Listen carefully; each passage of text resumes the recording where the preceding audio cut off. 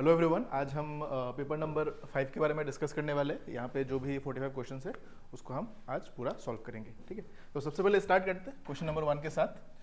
Question number 1 में आपको दिखाई दे रहा होगा, थोड़ा सा यहाँ पे ये फट रहा है। होपफुली कैमरे में क्लियर आ रहा हो।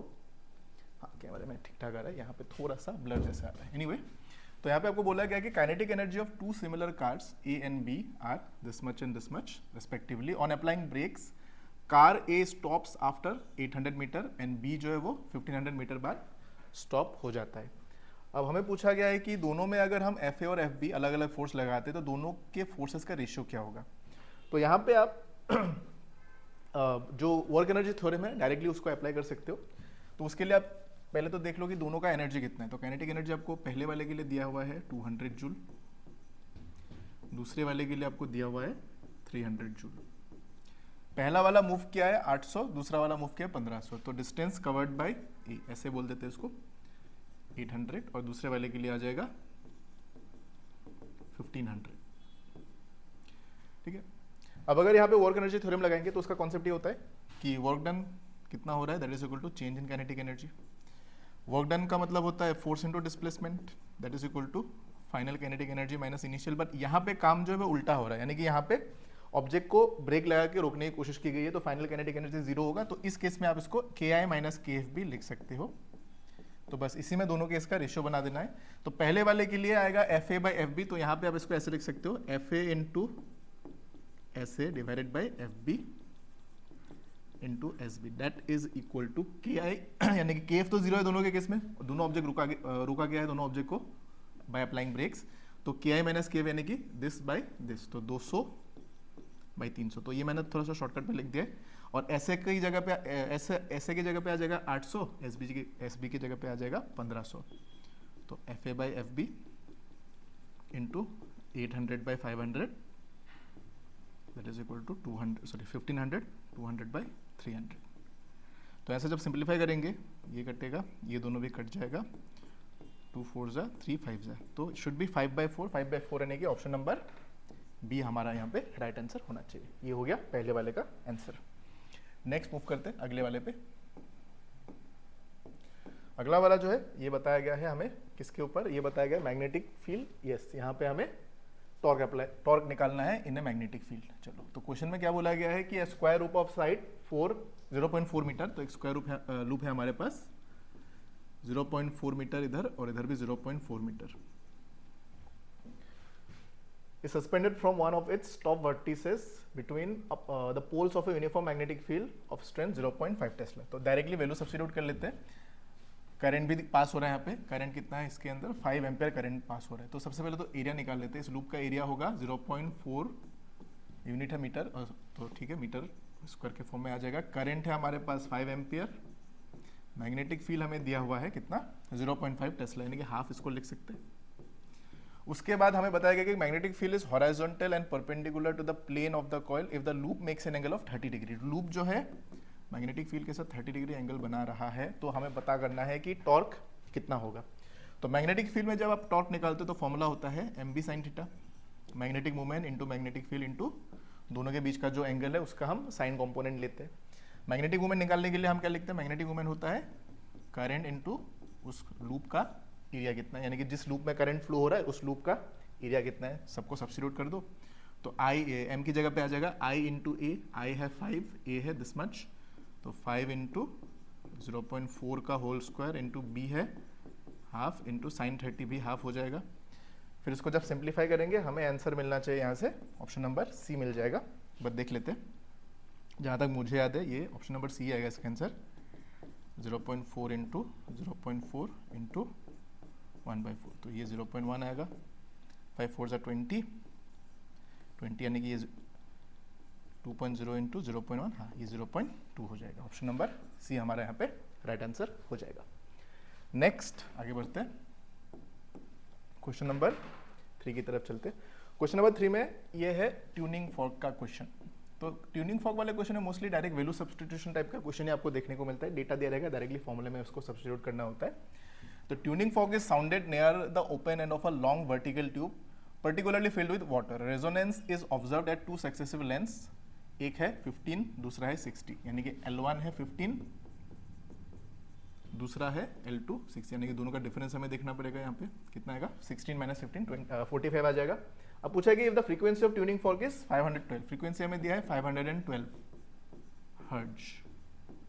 तो what is the speed of sound in air, v कितना होगा वो हमें निकालना है।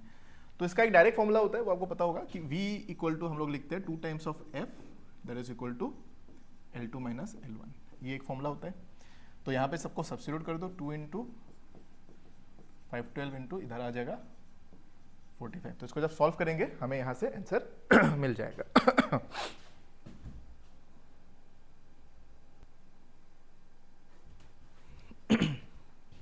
ओके, तो ये हो गया इसका।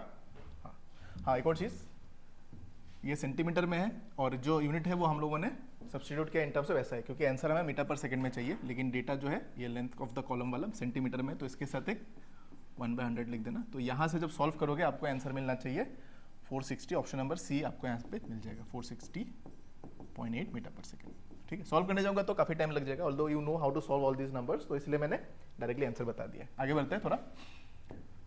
नेक्स्ट है हमारे पास ये न्यूक्लियर का क्वेश्चन है, यहाँ पे यूज होगा मास डिफेक्ट का कॉन्सेप्ट। ठीक है, तो यहाँ पे बोला गया है कि the masses of neutron and proton are this much and this much, यानी कि आपको यहाँ पे आपको दो ऑब्जेक्ट का एक न्यूट्रॉन और एक प्रोटॉन का आपको मास दिया हुआ है। तो जब दोनों को हम लोग ऐड करते हैं हमें क्या मिलता है, हमें मास ऑफ न्यूक्लियन मिलेगा। ठीक है, लेकिन एक चीज का आपको यहाँ पे ध्यान रखना है, क्या है वो मैं बता रहा हूँ। मास ऑफ हमें न्यूक्लियन मिल जाएगा, क्योंकि इसको हम इन टर्म्स ऑफ एक न्यूक्लियस नहीं ले रहे, दो अलग अलग चीज रखा हुआ है, एक अलग प्रोटॉन है, एक अलग न्यूट्रॉन है, दोनों को ऐड करेंगे तो हमें मास ऑफ न्यूक्लियन मिलेगा। लेकिन कंपैरिजन किसके साथ हो रहा है, अगर आप क्वेश्चन को ध्यान से पढ़ोगे, if neutrons and protons combine to form helium nucleus. अब हीलियम न्यूक्लियस अगर बन रहा है तो हम डायरेक्टली दोनों को ऐड करेंगे तो एग्जैक्ट डेटा नहीं मिलेगा, हीलियम के पर्सपेक्टिव से उसको देखना होगा, क्योंकि हीलियम के अंदर कितना प्रोटॉन होता है हमें पता है। हीलियम के अंदर, हीलियम मतलब एटॉमिक नंबर 2, यानी कि उसके पास 2 प्रोटॉन है और 2 न्यूट्रॉन है। तो 2 प्रोटॉन और 2 न्यूट्रॉन अगर होगा तो एक प्रोटॉन का मास है इतना, सॉरी एक न्यूट्रॉन का मास है इतना, एक प्रोटॉन का इतना, तो टोटल मास कितना होगा। तो मास ऑफ न्यूक्लियन अगर आप निकालोगे, ये किसके लिए, ये फॉर हीलियम, ध्यान रखना फॉर हीलियम हम उसको निकाल रहे हैं यहाँ पे, तो वो कितना होगा, हम उसको लिखेंगे 2 times of mass of proton plus 2 times of mass of neutron. तो यहाँ पे 2 times of mass of proton के 2 को कॉमन ही लेते हैं, mass of proton plus mass of neutron, इन दोनों को ऐड कर देते हैं, 7 + 3 10 आ जाएगा, फिर इधर आ जाएगा 1, फिर 0 पॉइंट इधर आ जाएगा 2। तो यहाँ से जब सब सॉल्व करेंगे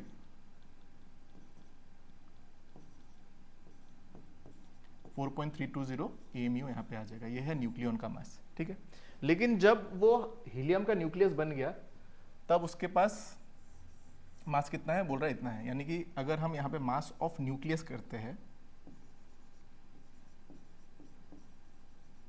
तो वो हमें दिया हुआ है 4.0015, यानी कि एक हल्का सा डिफरेंस दिख रहा है इस नंबर पे। तो इस नंबर का जो डिफरेंस है उसी नंबर का डिफरेंस आपको निकालना है, वही हमारा क्या हो जाएगा, यहाँ पे मास डिफेक्ट हो जाएगा, यानी कि बाइंडिंग एनर्जी। अगर आप उसको मास के फॉर्म में बोलोगे तो मास डिफेक्ट हो जाएगा, और अगर आप उसको एनर्जी के फॉर्म में बोलोगे तो उसको बाइंड करने के लिए कितना एनर्जी चाहिए होगा वो हमें यहाँ पे देखना है। यानी कि अगर आप इस न्यूक्लियस को तोड़ोगे तो एक्स्ट्रा थोड़ा एनर्जी और जरूरत पड़ेगा, तभी वो नंबर आपको यहाँ पे देखने को मिलेगा। तो यहाँ से जब सॉल्व करेंगे हमें यहाँ पे देखने को मिलेगा, इस नंबर से इस नंबर को हमें माइनस करना है, तो delta M will be equal to होगा mass of nucleons minus mass of nucleus. तो न्यूक्लियंस के लिए अगर आप देखोगे तो ये है 4.0320 माइनस इधर आ जाएगा 4.0015। तो उसको सॉल्व कर देते हैं, सॉल्व करेंगे तो हमें यहाँ से कितना मिलेगा, चलो देख लेते हैं। ये आएगा 5, इधर से आ जाएगा 0, इधर से आना चाहिए 3, तो 0.0305 ऐसा कुछ आएगा, हाँ 0.0305। अब ये जो है हमें मिल रहा है इन टर्म्स ऑफ AMU। अब AMU को जब आप कन्वर्ट करोगे किसमें, MEV मेगा इलेक्ट्रॉन वोल्ट में, अगर आप इसको कन्वर्ट करोगे तो इसके साथ हमें मल्टीप्लाई करना होता है 931 को, तो ये MEV में कन्वर्ट हो जाएगा। तो 931 से जब अब इसको मल्टीप्लाई करोगे तो इसका जो रिजल्ट है वो अप्रॉक्सीमेटली ऑप्शन ए के आसपास आ जाएगा। तो ये आपको यहाँ पे ध्यान रखना है। ठीक है, तो मैं इसका मल्टीप्लिकेशन दिखा रहा हूँ यहाँ पे, इन दोनों को जब मल्टीप्लाई कर दोगे आपको ऑप्शन नंबर ए डायरेक्टली मिल जाएगा। ठीक है, तो ये हो गया इसका सॉल्यूशन का प्रोसेस। नेक्स्ट आगे बढ़ते हैं। क्वेश्चन नंबर 5 की तरफ चलते, 4 हो गया ना, हाँ 5 की तरफ चलते।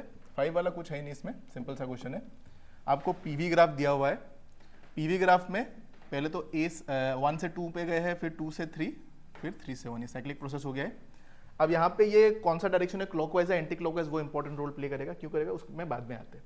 सबसे पहले हमें पूछा है कि the work done in the cyclic process, work done पूछा है। अब आपको एक चीज पता है कि वर्क डन अगर निकालना होता है पीवी ग्राफ के थ्रू, तो पीवी ग्राफ के अंदर का जो एरिया होता है वही वर्क डन होता है। तो आप ऐसे लिख सकते हो कि work done will be equal to area under PV. तो एरिया कितना है, एरिया होगा ये ट्राइंगल का एरिया बना रहा है, तो कितना होगा हाफ इंटू बेस। बेस कितना होगा ये 3v0 माइनस v0 यानी कि 2v0 हो जाएगा, plus height 2p0 minus p0 यानी कि ये बन जाएगा p0, यानी कि ये डायरेक्टली p0 v0 बन जाएगा। अब अकॉर्डिंग टू द क्वेश्चन एक और चीज मेंशन है कि ये जो एरिया है, इस एरिया का जो वैल्यू है यानी कि जो वर्क डन का वैल्यू है वो इतना बताया गया है, minus of n p0 v0, और जो एरिया इसका हमें मिल रहा है वो है इतना, यानी कि दोनों को हमें क्या करना होगा, इक्वेट करना होगा। तो लेकिन एक चीज का ध्यान रखना, यहाँ पे हमें एक नेगेटिव साइन को यूज करना होगा। फिर सवाल आएगा क्यों, क्योंकि ये साइक्लिक प्रोसेस का आप डायरेक्शन देखो, ये ऐसे जा रहा है यानी कि एंटी क्लॉकवाइज जा रहा है। जब ये काउंटर क्लॉकवाइज जाता है तो वर्क डन को हम नेगेटिव लेते हैं, और जब क्लॉकवाइज आता है तो वर्क डन यहाँ पे पॉजिटिव आता है। तो यहाँ पे माइनस एन इसीलिए यूज किया गया है, ध्यान रखना माइनस एन इसीलिए क्योंकि ये काउंटर क्लॉकवाइज शेप में बन रहा है। तो बस यहाँ से आ जाएगा, यहाँ पे माइनस आएगा तो यहाँ पे भी माइनस, तो ये हो जाएगा minus of n p0 v0 equal to minus of p0 v0। तो यहाँ से n का वैल्यू आपको मिल जाएगा 1, और यही हो गया हमारा answer option number A. That's how you solve this questions. Next question में चलते हैं, क्वेश्चन नंबर 6 की तरफ।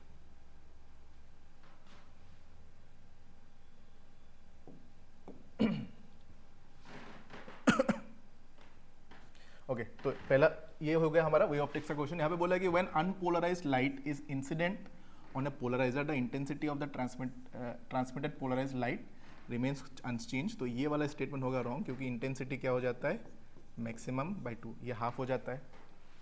दूसरा बोला है कि polarisation is convincing proof of transverse nature of light wave. अब इसके बारे में क्या होगा, चलो देखते हैं।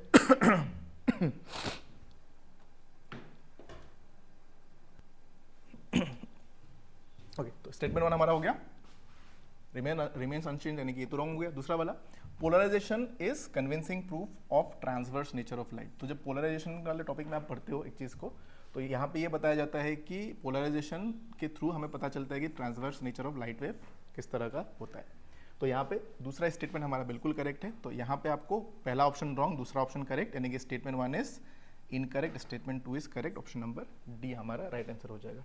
इसका पेपर भी रख लेते साथ में, सो दैट एक बार आंसर की को भी मैच कर सकूँ मैं।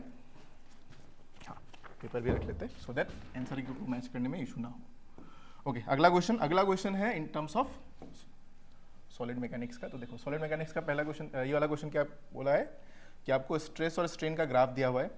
आपको पूछा है कि यंग्स मॉडुलस का दोनों का रेशियो पूछा है ना, नहीं रिलेशन पूछा है दोनों का, मतलब एक ही बात है, रेशियो पूछे या रिलेशन पूछे। तो यंग्स मॉडुलस पहले वाले के लिए होगा YA that is equal to sigma by epsilon, यानी कि स्ट्रेस बाय स्ट्रेन। अब स्ट्रेस और स्ट्रेन का एक ग्राफ है, तो यानी कि यहाँ पे जो एंगल दिया है इनडायरेक्टली ये कह रहा है कि इसका आप स्लोप ले लो। तो पहले वाले के लिए स्लोप कितना आएगा, 1030 आ जाएगा, 1030 इज 1/√3, डायरेक्टली लिख रहा हूँ मैं। और दूसरे वाले के लिए आ जाएगा उसका वही फॉर्मूला सिग्मा बाय एप्सिलॉन, यानी कि इसको A बोल देते हैं, इसको B भी बोल देते हैं। तो दूसरे वाले के लिए एंगल है 45 और 1045 होता है 1, तो बस आपको पता चल गया कि ये जो है हो जाएगा हमारा YB equal to √3 times of YA। ये इसका डायरेक्ट रिलेशन बन जाएगा, यानी कि ऑप्शन नंबर डी हमारा राइट आंसर हो जाएगा। तो क्या डी हमारा राइट आंसर है, 7 का डी, हाँ यस राइट आंसर है। ओके आगे बढ़ते हैं। नेक्स्ट क्वेश्चन है ये इलेक्ट्रोमैग्नेटिक वेव वाला। चलो ये अच्छा क्वेश्चन है, कॉन्सेप्चुअली इसको देखते हैं। तो हमें बताया गया कि इलेक्ट्रॉन है जिसका मास ऑब्वियसली हमें पता है, चार्ज भी हमें पता है, is moving with this much amount of speed where c is speed of light in vacuum. It enters a region with a uniform magnetic field this much, which is perpendicular to the velocity of the electron. ठीक है, to ensure that electron does not deviate from its path, a uniform electric field is applied. यानी कि जब electron एक magnetic field में entry करता है तो मैग्नेटिक फोर्स की वजह से वो अपने पाथ से डेविएट होता है। बट हम चाहते हैं कि वो इलेक्ट्रॉन अपने पाथ से डेविएट ना हो, यानी कि जिस डायरेक्शन में मैग्नेटिक फोर्स लगेगा उसके एग्जैक्टली ऑपोजिट डायरेक्शन में हमें इलेक्ट्रिक फील्ड को ऐसे सेटअप करना होगा कि इलेक्ट्रिक फोर्स लगे, यानी कि इलेक्ट्रिक फील्ड की वजह से जो फोर्स डेवलप होगा वो फोर्स उसके एग्जैक्टली ऑपोजिट डायरेक्शन में लगे। तो इसका कहानी कुछ ऐसा है कि अगर आपको यहाँ पे ऐसे एक मैग्नेटिक फील्ड दिया हुआ है, और इलेक्ट्रॉन मान लो, ये जो इलेक्ट्रॉन है वो मान लो ऐसे मूव कर रहे हैं, ठीक है।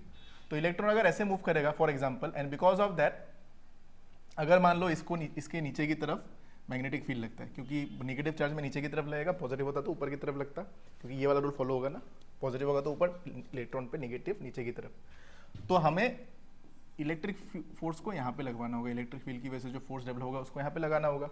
तो क्लियरली एक चीज पता है कि जब आप इलेक्ट्रॉन को इलेक्ट्रिक फील्ड में रखते हो तो इलेक्ट्रिक फील्ड के ऑपोजिट डायरेक्शन में वो इलेक्ट्रॉन मूव करता है, क्योंकि इधर पॉजिटिव चार्ज होता है फील्ड का, इधर नेगेटिव होता है, और ये फील्ड का डायरेक्शन होता है। तो हमारा इलेक्ट्रॉन जो होता है वो इधर की तरफ मूव करेगा, यानी कि इलेक्ट्रिक फील्ड को हमें कैसे सेटअप करना होगा, इलेक्ट्रिक फील्ड को हमें इन ए वे ऐसे सेटअप करवाना होगा सो दैट इधर की तरफ जाए।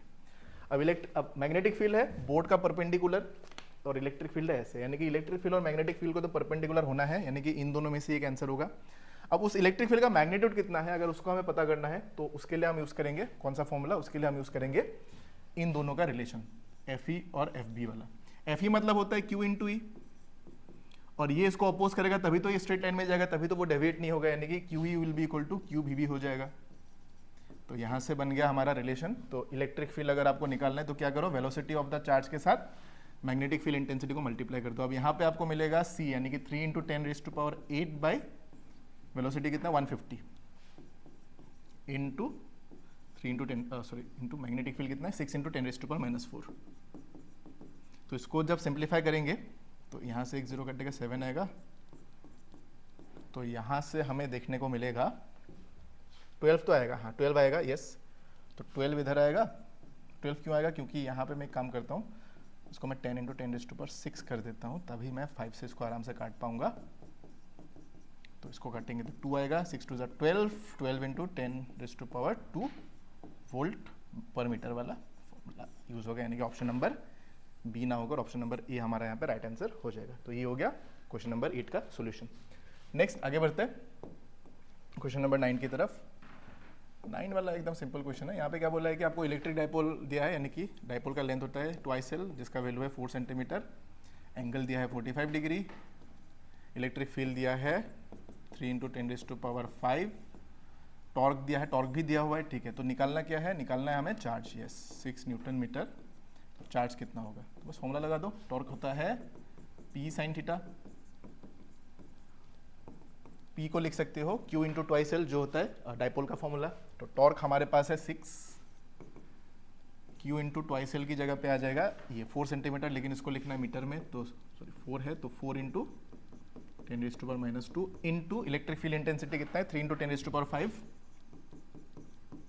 इंटू यहाँ पे है थीटा 45 डिग्री। थीटा 45 डिग्री होने का मतलब हो गया यहाँ पे आ जाएगा 1/√2, ठीक है। तो जब हम इसको सिंप्लीफाई करेंगे तो सिंप्लीफाई करने जाओगे तो इसका जो आंसर आपको देखने को मिलेगा वो अप्रॉक्सीमेटली 0.71 के आसपास आपको यहाँ पे देखने को मिलने वाला है, क्योंकि इसको अगर काटेंगे तो ये 2 आएगा और ये भी 2 आ जाएगा, हाँ करेक्ट। तो इसको जब सिंप्लीफाई करोगे 0.71 मिलीकूलम के आसपास आ जाएगा। तो इसको सॉल्व करने में थोड़ा 2-3 एक्स्ट्रा स्टेप आ जाएगा, तो आप लोग इसको एक बार सॉल्व करके देख लेना।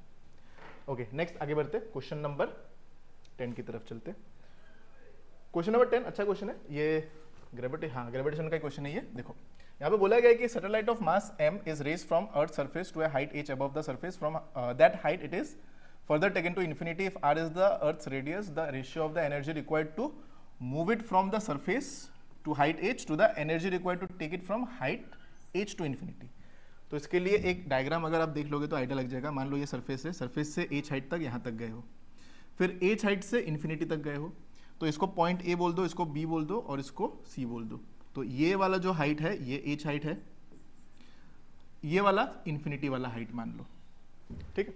अब पॉइंट A पे एनर्जी की बात की है, देयर इज नो मोशन, यानी कि there is no mention of orbital velocity, अगर सैटेलाइट का मेंशन है तो यहाँ पे वेलोसिटी यानी कि काइनेटिक एनर्जी नहीं आएगा, खाली पोटेंशियल आएगा।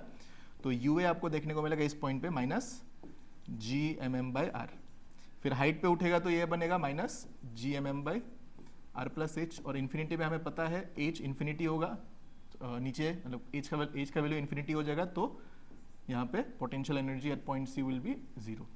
अब हमें पता करना है कि A से B तक ले जाने में कितना काम किया है उसका रेशियो डिवाइडेड बाय B से C तक, यानी कि h हाइट से इन्फिनिटी तक, तो इसका आप ऐसे रेशियो बना सकते हो। अब यहां से तक लाने में कितना काम हुआ है, फाइनल माइनस इनिशियल कर दो, तो यहां से आपको मिलेगा minus GMM/r plus h, minus minus ये होगा प्लस GMM/r, डिवाइडेड बाई यहां से यहां तक लेके गए तो फाइनली तो जीरो है, तो माइनस ऑफ माइनस प्लस हो जाएगा, तो ये बनेगा GMM/r प्लस h। तो जब सिंप्लीफाई करने जाओगे तो यहां से r प्लस h तो कॉमन ही आ जाएगा, तो यहां से जब सिंप्लीफाई करेंगे हमें देखने को मिलेगा इधर आएगा minus GMM into h by R into R plus H. ये सिंप्लीफाई करने पे आपको ऊपर ये देखने को मिलेगा, नीचे क्या आएगा, नीचे तो यही है माइनस माइनस, ये तो प्लस हो जाएगा ना, नहीं ये प्लस हो जाएगा, ये भी प्लस हो जाएगा, तो ये GMM/r प्लस एच आ जाएगा। तो ये कैंसिल, ये कैंसिल, ये कैंसिल, तो आपको यहाँ से आंसर देखने को मिलेगा h/r। तो h/r यानी कि ऑप्शन नंबर बी हमारा यहाँ पे राइट आंसर हो जाएगा। तो इस वाले पार्ट में थोड़ा सा ध्यान रखना, इसको एक बार सिंप्लीफाई करोगे तो आंसर आ जाएगा। नेक्स्ट क्वेश्चन नंबर 11 की तरफ चलते। क्वेश्चन नंबर 11 में आपको दिया हुआ है कि आइडियल गैस का एक फॉर्मूला हमें दिया हुआ है, प्रेशर और टेम्परेचर के बीच का relation. Its volume at temperature T0 is V0, what will be the volume of the gas at temperature 3 T0 assuming it obeys the ideal gas law। चलो तो इसके लिए हम सिंस ये आइडियल गैस लॉ को follow करें उसको लिख लेते हैं, ये होगा PV = NRT। अब हमें प्रेशर का एक फॉर्मूला दिया है, तो एक काम करते हैं, इसका वॉल्यूम और प्रेशर का एक रिलेशन बनाते हैं। तो क्या हम इसको ऐसे लिख सकते हैं NRT/P, फिर P को यहाँ पे सब्स्टिट्यूट कर दोगे तो आपको देखने को मिलेगा NRT divided by P0 1 plus T/2 into T0। ये हो गया मेन फॉर्मूला जिसको हम यूज करके दोनों का रेशियो बिल्ड करेंगे। अब पहले वाले में टेम्परेचर है T0, दूसरे वाले में 3 T0, लेकिन पहले वाले में V0 है, दूसरे वाले का V हमें पता नहीं, वही हमें यहाँ पे निकालना है कि कितना होगा। तो पहले वाले का V0 अगर हमें पता है, तो इसका रिलेशन अगर आप देखोगे तो कांस्टेंट क्या क्या है, कांस्टेंट मुझे दिख रहा है NR तो हमेशा कांस्टेंट रहेगा, P0 भी कांस्टेंट रहेगा, तो इन तीनों को हटा के हम एक रिलेशन बना सकते हैं। कैसे, देखो मैं अगर यहाँ पे V1 बाई V2 लिखता हूँ तो ऊपर आ जाएगा ये वाला पार्ट 1 के रेस्पेक्ट में, यानी कि NR T1 by P0 into 1 plus T/2 T0 divided by NR T2, ये दूसरे वाले के लिए है, divided by P0 1 plus T2/2 into T0। ठीक है, according to the question T1 का वैल्यू है T0 और T2 का वैल्यू है 3 T0, V1 का वैल्यू है V0 और V2 हमें निकालना है, बस यही आपको सॉल्व करना है। तो इधर ये दोनों कैंसिल, ये दोनों कैंसिल, P0 भी कैंसिल, तो V1 है V0, V2 को हम V मान लेते हैं जो हमें निकालना है, दैट इज इक्वल टू यहाँ पे आ जाएगा T1 का वैल्यू है T0, तो T0/1 plus T/T0 1 plus T0/2 into T0। ये लिखने में थोड़ा सा कॉम्प्लिकेटेड फील हो सकता है, but you have to be very much focused to solve this question. Next temperature है 3 T0, तो इधर आ जाएगा 3 T0 divided by 1 plus P0 तो कैंसिल हो गया, हाँ 1 प्लस 3 T0/2 T0। तो इसको सिंप्लीफाई करना होगा, इसको जब सिंप्लीफाई करोगे आपको यहाँ पे देखने को मिलेगा V0/V का जो वैल्यू है वो यहाँ से देखने को मिलता है ये 5/9। इसको जब सिंप्लीफाई करोगे तो T0 सब कट ही जाएगा, खाली यहाँ पे आपको 5/9 देखने को मिलेगा। तो यहाँ से आपको देखने को मिलेगा V = 9 into V0/5, 9 into V0/5 यानी कि ऑप्शन नंबर 11 का होना चाहिए बी। हाँ, ये हो जाएगा इसका आंसर। तो इसको खाली आपको मेनली सिंप्लीफाई करना है। ओके, इसके बाद नेक्स्ट आते हैं अगला क्वेश्चन, क्वेश्चन नंबर 12 की तरफ। 12 में हमें दिया हुआ है कि इंडक्टर दिया है जिसका इंडक्टेंस है 0.2 henry connected to AC source, यानी कि ईएमएफ हमें दिया हुआ है 240 sine of 100 pi T volt. ठीक है, calculate the maximum energy stored in the inductor. Inductor में मैक्सिमम एनर्जी स्टोर कितना होगा, तो मैक्सिमम एनर्जी स्टोर निकालने के लिए सबसे पहले हमें चाहिए मैक्सिमम करंट कितना फ्लो होगा, तो उसके लिए हमें यूज करना होगा इसका। ये जो लिखते हैं हम V = V0 sign omega T, तो V0 जो है ये V0 हमें दिया है मैक्सिमम वोल्टेज जो कि 240। यहाँ पे ये जो है ये होता है ओमेगा टी के फॉर्म में। अब ओमेगा हमें क्यों चाहिए, क्योंकि इंडक्टर है ना, उसके थ्रू हमें यहाँ पे रेजिस्टेंस का आइडिया लगेगा। तो हमें दिया है ओमेगा का वैल्यू कितना है 100 पाई। ठीक है, अब करंट कितना फ्लो है, करंट का फॉर्मूला होता है I0 = V0 बाय रेजिस्टेंस। अब इंडक्टर में रेजिस्टेंस का कॉन्सेप्ट निकल के आता है ओमेगा इंटू एल के फॉर्म में। तो V0 जो है हमारे पास है कितना, V0 है 240, 240 ओमेगा है, बहुत खराब हैंड राइटिंग हो गया है, 240 by 100 pi into L, L कितना है 0.2। ठीक है, अब जो एनर्जी यहाँ पे स्टोर होता है, एनर्जी स्टोर का फॉर्मूला होता है U equal to half of, inductor में जो एनर्जी स्टोर होता है half of L into I naught square. बस सबको सब्स्टिट्यूट कर दो, सॉल्व कर दो, आपको यहाँ से आंसर मिल जाएगा। तो हाफ इंटू L जो होता है वो होता है 0.2 इंटू आई स्क्वायर, यानी कि इसमें आपको सॉल्व करना होगा 240/100 पाई इंटू 0.2 का होल स्क्वायर। तो इसको जब सॉल्व करोगे इसका आंसर जो है हाँ डेसिमल के फॉर्म में आएगा। मेरे हिसाब से इसका आंसर ऑप्शन नंबर बी आना चाहिए, दैट इज 12 का बी। हाँ, ये इसको जब सॉल्व करोगे थोड़ा सा अप्रोक्सीमेशन 1.46 आएगा, तो थोड़ा सा इसमें कैलकुलेशन है, तो जब सॉल्व करोगे you will get the answer. तो इसको एक बार आप लोग देख लेना, ठीक है। ये हो गया क्वेश्चन नंबर 12 का सॉल्यूशन। नेक्स्ट आगे बढ़ते हैं, क्वेश्चन नंबर 13 पे चलते हैं। 13 पे अगर आप जाओगे तो यहाँ पे आपको देखने को मिलेगा particle of mass M attached to a string and rotated in a horizontal circle of radius R. तो ये हॉरिजॉन्टल सर्कल है, यहाँ पे एक स्ट्रिंग बंधा हुआ है, इसमें टेंशन लग रहा है T, मास m है, रेडियस इसका r है और सेंटर के अबाउट ये रोटेट हो रहा है with some constant angular velocity omega. The string can withstand a maximum tension of 8T if the initial angular speed is doubled while keeping the radius constant, what is the maximum possible mass। ठीक है, तो मास कितना हम maximum value of mass यहाँ पे apply कर सकते हैं, सच दैट क्या होगा कि स्ट्रिंग जो है वो that can be attach to the string before it breaks, यानी कि मैक्सिमम टेंशन तक हमें उसको लेके जाने की मैक्सिमम पॉसिबल मास हम क्या कितना अप्लाई कर सकते हैं कि उसके बियॉन्ड स्ट्रिंग टूट ही जाए। तो यहाँ पे सबसे पहले तो जो नॉर्मल फॉर्मूला बनेगा सर्कुलर मोशन का, जिसमें सेंट्रीपिटल फोर्स का कॉन्सेप्ट लगेगा, वो हो जाएगा mr ओमेगा स्क्वायर। ये तो हो गया पहला वाला केस। लेकिन अगर टेंशन को हम 8 टाइम्स बढ़ा देते तो मास हमें कितना अप्लाई करना होगा, तो अगर हम 8 टाइम्स मास को इंक्रीज करते तो मास हमें नया लगाना होगा, नहीं पता, उसको m डैश बोल देते हैं। रेडियस कांस्टेंट है और ओमेगा को कितना इंक्रीज किया, ओमेगा को डबल किया गया है, यहाँ पे 2 ओमेगा का होल स्क्वायर आ जाएगा। तो इक्वेशन 1 इक्वेशन 2 बस दोनों का रेशियो ले लो, यहाँ से आपको आंसर मिल जाएगा। तो अगर मैं यहाँ पे 2/1 कर देता हूँ तो यहाँ से आ जाएगा 8T/T, फिर इधर आ जाएगा m dash r into 4 omega square divided by mr omega square. तो ये कैंसिल हो जाएगा, r कैंसिल, tt कैंसिल, तो m डैश बन जाएगा, इसको काटेंगे तो 2 आएगा, तो twice m dash will be equal to twice m, यानी कि ऑप्शन नंबर सी हमारा यहाँ पे राइट आंसर हो जाएगा। Okay next.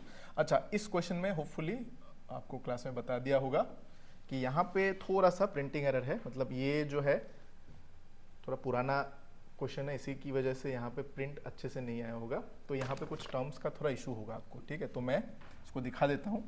यहाँ पे प्लैंक्स कांस्टेंट का मिसप्रिंट है, ये एक्चुअली 6.6 इंटू 10⁻³ होना चाहिए, तो ये 34 ना होकर -0.23 बना हुआ है, तो ये 34 होना चाहिए। और दूसरा ये 10⁻16 नहीं है, 10⁻46 होना चाहिए। तो आई होप ये एग्जाम के टाइम में आप लोगों का क्लासरूम में करेक्ट करवा दिया होगा। तो इसको जब आप सब्स्टिट्यूट करके सॉल्व करोगे आपको आंसर मिल जाएगा। अब यहाँ पे इस क्वेश्चन में अगर आप ध्यान दोगे तो चार्ज पार्टिकल है accelerated through potential difference, de Broglie wavelength बोला है, तो डायरेक्टली हमारे माइंड में आता है ये वाला फॉर्मूला। अब वो डिपेंड करेगा डेटा किस फॉर्म में है, डेटा इन टर्म्स ऑफ बोला है पोटेंशियल, तो हम उसमें चार्ज वाला कॉन्सेप्ट लगाएंगे, ट्वाइस m/q इंटू वी, ये वाला यहाँ पे फॉर्मूला अप्लाई हो जाएगा। सब कुछ दिया ही हुआ है, डी ब्रोगली वेवलेंथ दिया है हमें alpha into 10⁻⁻12 that is equal to H का वैल्यू है 6.6 into 10⁻⁻34 divided by 2 into M Q का वैल्यू हमें दिया है ये पूरा 18 इंटू 10⁻⁻46 लेना है, ध्यान रखना। और पोटेंशियल डिफरेंस कितना है 1.21 वोल्ट, बस हो गया। अब कंफ्यूजन होगा इसका रूट कैसे ले, इसका रूट लेने का तरीका बता रहा हूँ। जिन लोगों को आता है अच्छी बात है, जिन लोगों को नहीं आता एक बार देख लेना, आपको आइडिया लग जाएगा। ऊपर तो एज इट इज रहेगा। अब देखो 18 इंटू 2 करोगे तो आपको मिलेगा 36, 36 का रूट लोगे तो आपको मिलेगा 6, बाहर आ गया। फिर है 121 होता है 11 का स्क्वायर, यानी कि अगर आप 1.1 का स्क्वायर करते हो तो 1.21 आता है, तो इसको अगर आप बाहर ले आओगे तो ये बनेगा 1.1। और अगर पावर में इवन नंबर है तो उसका स्क्वायर हम आराम से ले सकते हैं, तो इसका जब स्क्वायर लोगे तो ये आ जाएगा, इसका सॉरी इसके ऊपर अगर आप स्क्वायर रूट लगाओगे तो ये इसका आधा हो जाएगा, यानी कि 10⁻⁻23। अब इसको मल्टीप्लाई करोगे तो 6.6 ही बनेगा, यानी कि ये कैंसिल। अब बस पावर को कंपेयर करके देख लो, अल्फा इंटू 10⁻⁻12, ये अगर ऊपर जाएगा तो ये आएगा माइनस आई थिंक 11 आ जाएगा, तो अल्फा का वैल्यू यहाँ से आ गया 10, यानी कि ऑप्शन नंबर ए हमारा यहाँ पे राइट आंसर हो जाएगा। नेक्स्ट आगे बढ़ते हैं, क्वेश्चन नंबर 15 की तरफ चलते हैं। 15 में हमें दिया है हाइड्रोजन एटॉम का shortage wavelength Lyman series is this much. अच्छा, शॉर्टेज वेवलेंथ जब होता है लाइमन के लिए, लैम्डा लिख देते हैं, इसका फॉर्मूला होता है 1 by lambda L is equal to R into Lyman में शॉर्टेज वैल्यू यानी कि 1 by 1 square minus 1 by infinity, infinity से 1 आना चाहिए। तो ये हमें बताएगा लेमडा एल का जो वैल्यू होगा वो होगा आर बाय 1 बाय आर हो जाएगा। और 1 बाय आर का वैल्यू हमें कितना बोला according to the question 91 nanometre बोला गया है। ओके ठीक है। फिर उसके बाद बोला है find the difference of minimum wavelength of बामर and Paschen series. तो बामर के लिए जो मिनिमम होता है उसको हम लिखते हैं 1 बाय लेमडा बी। तो बामर होता है n इक्वल 2 पे, यानी कि इन्फिनिटी और 2 के बीच में उसको रखना पड़ेगा। तो यहाँ पे आएगा 1 by 2 square minus 1 by infinity का स्क्वायर।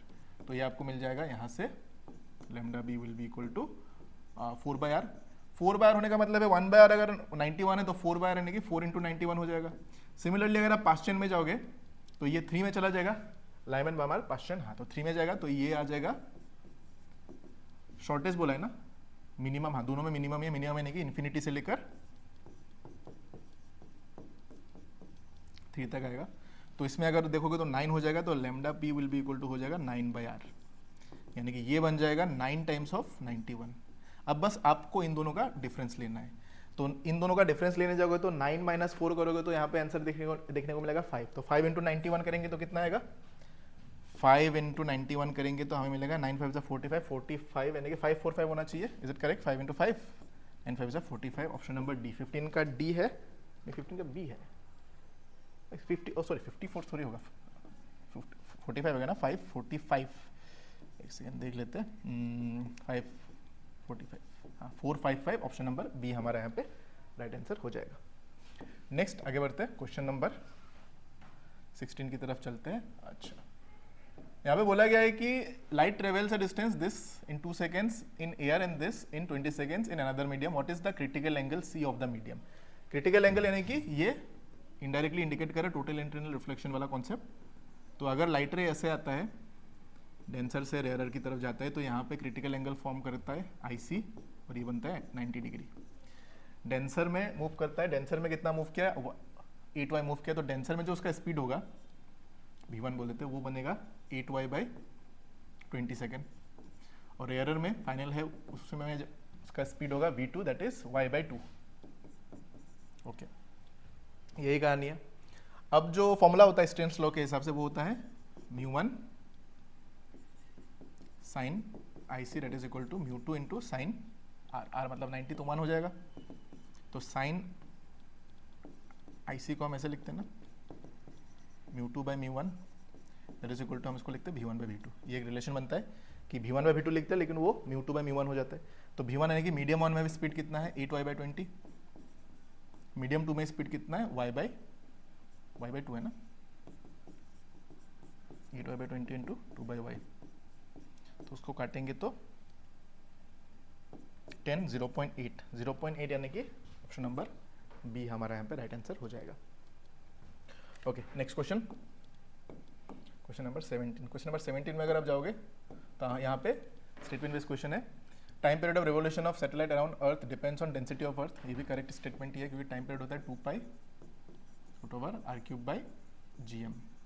ठीक है, तो यहाँ पे जब सिंप्लीफाई करते हैं यहाँ पे m का मतलब होता है m equal to rho into volume यानी कि 4/3 पाई r³। तो टाइम पीरियड यहाँ से आपको देखने को मिलता था रूट ओवर 3 पाई बाई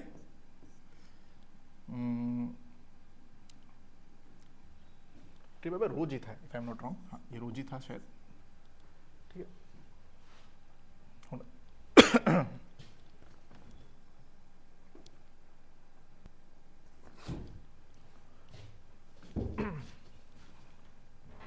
नहीं रो जी तो नहीं होगा, जी अगर होगा तो यहाँ पे नहीं, स्मॉल जी, सॉरी स्मॉल जी इसमें आता है ना, इसमें नहीं आता है, ये कैपिटल जी होगा, कैपिटल जी।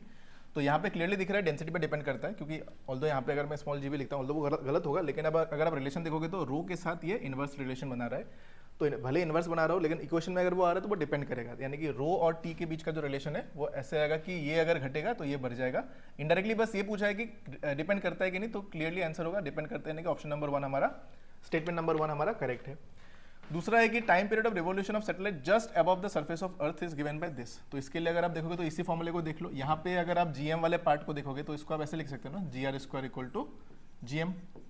तो GM की जगह पे जब इसको सब्स्टिट्यूट करोगे तो आपको मिलेगा T equal to 2 pi root over इधर आएगा R by G, R by G match हो रहा है, यानी कि स्टेटमेंट 2 भी हमारा करेक्ट है, यानी कि दोनों स्टेटमेंट करेक्ट है। और क्या दूसरा वाला एक्सप्लेन करता है? हाँ, वही सेम फॉर्मूला ही है, तो ये एक्सप्लेन करता है, यानी कि ऑप्शन नंबर ए 17 का हमारा होना चाहिए, A is the right answer. Next question number 18 पे चलते हैं। 18 थोड़ा सा यहाँ पे 18 जो क्वेश्चन है थोड़ा सा यहाँ पे आपको मिसगाइड भी कर सकता है, बट ये क्वेश्चन अगर आप बाद में एक्चुअली नोटिस में आया है ये क्वेश्चन कि मैं बता रहा हूँ सीन क्या है, पहले मैं सॉल्व करता हूँ फिर इसमें प्रॉब्लम क्या बता रहा हूँ। देखो आपको दिया x equal to 3t minus 2 से आंसर आएगा, लेकिन थ्योरेटिकली कुछ चीज़ यहाँ पे मैच नहीं होता है। वो क्या मैच नहीं होता है वो बता रहा हूँ आपको। तो उसको डिफरेंशिएट करोगे तो आपको मिलेगा 3, वेलोसिटी मिलेगा 3 मीटर पर सेकेंड। फिर पूछा है पावर, पावर कितना है? पावर के लिए आप देखो वेलोसिटी हो गया कांस्टेंट, तो फोर्स इंटू वेलोसिटी कर दो, इंस्टेंटेनियस पावर आपको मिल जाएगा 6 इंटू 3 18 वाट, सिंपल। तो इसको करके आप आगे बढ़ सकते हो, लेकिन यहाँ पे प्रॉब्लम ये है कि अगर यहाँ पे फोर्स अप्लाई हो रहा है कंटिन्यूअसली तो यहाँ पे एक्सेलरेशन भी आना चाहिए था, लेकिन वेलोसिटी कांस्टेंट हो गया तो एक्सेलरेशन यहाँ पे 0 होना चाहिए। तो इस क्वेश्चन में एक्चुअली अगर ये स्टेटमेंट यूज होता ना कि अंदर यहाँ पे कांस्टेंट फोर्स ना बोलकर अगर t इक्वल टू 4 सेकेंड में इंस्टेंटेनियसली अगर हम एक फोर्स को अप्लाई करते तो इंस्टेंटेनियसली तो वहाँ पे वेलोसिटी चेंज नहीं हो जाएगा, उसमें थोड़ा टाइम लगेगा, एक्सेलरेशन बिल्ड होगा, तभी उसमें थोड़ा वेलोसिटी चेंज आएगा। तो इंस्टेंटेनियस फोर्स का अगर वर्ड यूज करते तब यहाँ पे वो करेक्ट स्टेटमेंट बेसिकली रहता है। ऑल्दो डेटा के हिसाब से वो सही है, वो कोई इशू नहीं है, बट कॉन्सेप्ट के हिसाब से उतना मतलब फ्रूटफुल मतलब वो फिट नहीं होता है यहाँ पे स्टेटमेंट, ठीक है।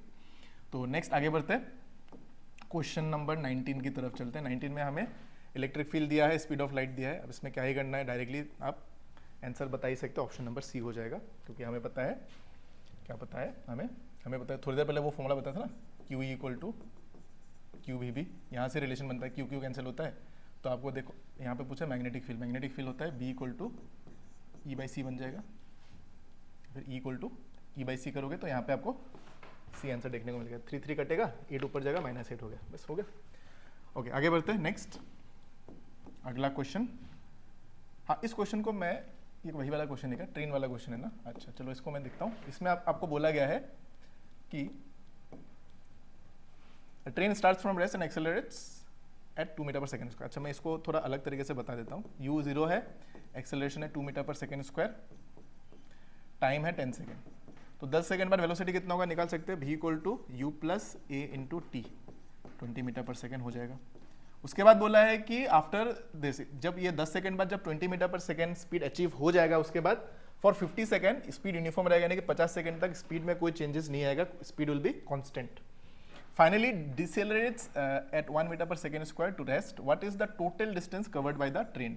तो इसके लिए काम कर लो, आप ग्राफ बना सकते हो, इसमें वीटी ग्राफ बना के ये काम निपटा सकते हो, क्योंकि आपको टोटल डिस्टेंस निकालना है। तो वीटी ग्राफ बना लोगे तो वीटी ग्राफ के अंदर का जो एरिया होता है ना, वही आपका आंसर बता देगा, क्योंकि ऐसे करोगे तब भी आंसर आएगा, लेकिन यहाँ से थोड़ा शॉर्टकट आप निकाल सकते हो उसको। तो पहले देखो इनिशियल वेलोसिटी 0, 10 सेकेंड तक एक्सेलरेशन आया है, एक्सेलरेशन कॉन्स्टेंट है, तो ये इस तरह का ग्राफ बनेगा। इस पॉइंट पे टाइम का वैल्यू है 10 सेकेंड। फिर 10 सेकेंड के बाद अगला 50 सेकेंड वेलोसिटी कांस्टेंट है, यानी कि मान लो ये वाला जो पॉइंट है यहाँ पे 0 से 10 के बाद और 50, यानी कि 60 सेकेंड हो जाएगा, क्योंकि 10 से 60 के बीच में 50 सेकेंड है ना, नेक्स्ट 50 सेकेंड बोला है, तो 10 के बाद 50 नेक्स्ट 50 काउंट होगा, तो ये 60 नंबर सेकेंड पे यहाँ पे आएगा। इस वाले पॉइंट पे वेलोसिटी कितना, अकॉर्डिंग टू द वैल्यू 20 है, यानी कि ये पीक वैल्यू 20 मिला है। फिर 50 सेकंड के बाद क्या हो रहा है, finally डिसेलरेट्स eight 1 metre per second square. तो कितना टाइम लगेगा रेस्ट पे आने के लिए वो देख लेते हैं।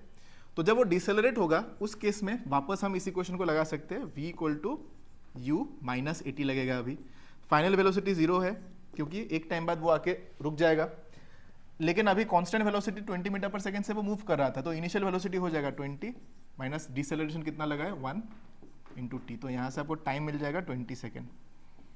यानी कि ग्राफ के हिसाब से देखोगे तो 60 सेकेंड तक था, इसके बाद फिर और 20 सेकेंड के लिए मूव करेगा, लेकिन इन टर्म्स ऑफ डिसेलरेशन, यानी कि इसके बाद वो डिसेलरेट हो गया, यहाँ पे उसका वैल्यू 0 हो जाएगा, तो इधर 80 आ जाएगा। तो बस इसका एरिया निकाल दो, वही आपका आंसर है। तो इसका एरिया क्या आएगा, ट्रेपेजियम का अगर आपको एरिया पता है, उसका फॉर्मूला होता है, ए बोल देते हैं एरिया को, ए इक्वल टू होता है हाफ इंटू बेस। बेस कितना है, बेस है 0 से लेकर 80 प्लस लोअर बेस और ये अपर वाला जो पैरेलल साइड है, दोनों पैरेलल साइड का सम, यानी कि 80 प्लस ये होगा 50 into height of the trapezium. Height कितना है 20, तो इसको सॉल्व करोगे तो ये आ जाएगा 130 इंटू 10, यानी कि 1300 आ जाना चाहिए। This is your answer 1300 metre, option number C is the right answer. तो इसको ऐसे कर सकते हो या फिर ऐसे वैल्यू सब्स्टिट्यूट करके एक एक बार करके S1 S2 S3 निकालो, इधर से S1 इधर से S2 इधर से S3, फिर तीनों का सम कर दो, वहां से भी आंसर आप उसको निकाल सकते हो। ठीक है, ये हो गया 20 का सॉल्यूशन। नेक्स्ट आते हैं क्वेश्चन नंबर 21। ये तो सिंपल सा है, देखते हैं इसमें। तो ये और है, और में होता है, इधर होगा नहीं सॉरी, इधर a प्लस बी होता है, इधर a प्लस बी हो जाएगा, इधर हो जाएगा a डॉट बी, और यहां पे a प्लस बी तो आ रहा था इधर से इनपुट में, a प्लस बी पहले वाले से, और नीचे वाले से आएगा a डॉट बी, तो डॉट a डॉट बी। तो बुलियन एक्सप्रेशन क्या हो जाएगा? Option number C, a plus b dot a dot b. Option number C हमारा यहाँ पे राइट आंसर हो जाएगा इसका। ओके, नेक्स्ट अगर क्वेश्चन में आओगे तो यहाँ पे आपको दिया हुआ है फेरीमैग्नेटिक, एंटी फेरीमैग्नेटिक, पैरामैग्नेटिक और फेरोमैग्नेटिक, इन सब का प्रॉपर्टी आपको पता होना चाहिए। तो देखो पहला वाला जो है फेरीमैग्नेटिक, फेरीमैग्नेटिक का केस डायरेक्टली कनेक्ट होता है net movement due to unequal substance के साथ, यानी कि ए के साथ आ जाएगा 2, ए के साथ 2 एक ही ऑप्शन में है, यानी कि हमारा काम हो ही गया, बाकी चेक करने की आपको जरूरत ही नहीं पड़ी। दूसरा एंटी फेरोमैग्नेटिक जो है वो अपोजिटली अलाइन होता है, पैरामैग्नेटिक क्यूरीज लॉ को फॉलो करेगा, और फेरोमैग्नेटिक जो है वो ये एक्स नहीं है काय है, ध्यान रखना, मैग्नेटिक ससेप्टिबिलिटी, तो ये 4 के साथ डायरेक्ट रिलेशन बनाएगा। तो 1A2 B1, A2 B1 C3 D4, option number ए हमारा यहाँ पे राइट आंसर है। ओके, नेक्स्ट आते हैं अगला सवाल। अगला सवाल में दिया है कि 5 positive charge each having charge q are placed at vertices of a pentagon as shown in the figure. The electric potential and the electric field at the center of the pentagon to the 5 positive charges are, वो कितना होगा, that you have to figure out। तो देखो 5 charges है, 5 charges के लिए आपको पता करना है कि फील्ड और पोटेंशियल कितना होगा।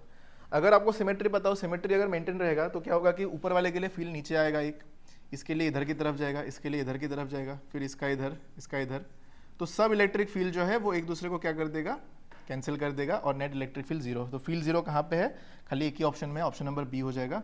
और पोटेंशियल होता है क्या, के क्यू बाय आर, लेकिन सेम डिस्टेंस पे 5 चार्जेज है तो यहाँ पे एक 5 मल्टीप्लाई होगा, और के का मतलब होता है 1/4 पे एप्सिलॉन नॉट, यानी कि ऑप्शन नंबर बी ही यहाँ पे फिट हो रहा है। नेक्स्ट आते हैं क्वेश्चन नंबर 24 में। 24 में क्या है, 24 में ये तो हमारा यूडीएम का क्वेश्चन है। ओके, तो यहाँ पे बोला कि density of the cube calculated as, mass दिया हुआ है, लेंथ एच दिया हुआ है, ठीक है। Which of the following statement is correct, which of the following is the correct value of its density, absolute error निकालना है कॉरस्पॉन्डिंग टू रिलेटिव एरर, ठीक है। रिलेटिव एरर अगर डायरेक्टली निकाल लेते तो काम हो जाएगा, इसको निकालने की जरूरत ही नहीं पड़ेगी क्योंकि सब में अलग अलग वैल्यू आ रहा है तो अगर आप देखोगे आपको m plus minus delta m दिया है कितना, 80 प्लस माइनस 0.5 ग्राम। उसके बाद दिया है एज, लेंथ दिया है l plus minus delta l 2 plus minus 0.1 centimetre. तो डेंसिटी हमें पता है क्या होता है, रो डेल्टा रो बाय रो जो होता है वो हो जाएगा delta m by m into mass by volume होता है। अब लेंथ के फॉर्म में तो वॉल्यूम को हम एल क्यूब लिखेंगे, लेकिन एल क्यूब को जब हम ऐसे लिखते हैं एरर के फॉर्म में तो हम 3 को आगे ले आते हैं और डेल्टा एल बाय इधर आ जाएगा। तो इसको जब सिंप्लीफाई करोगे डेल्टा m बाय m यानी कि 0.5 by 80 plus 3 into delta l by l यानी कि 0.01 बाय 2।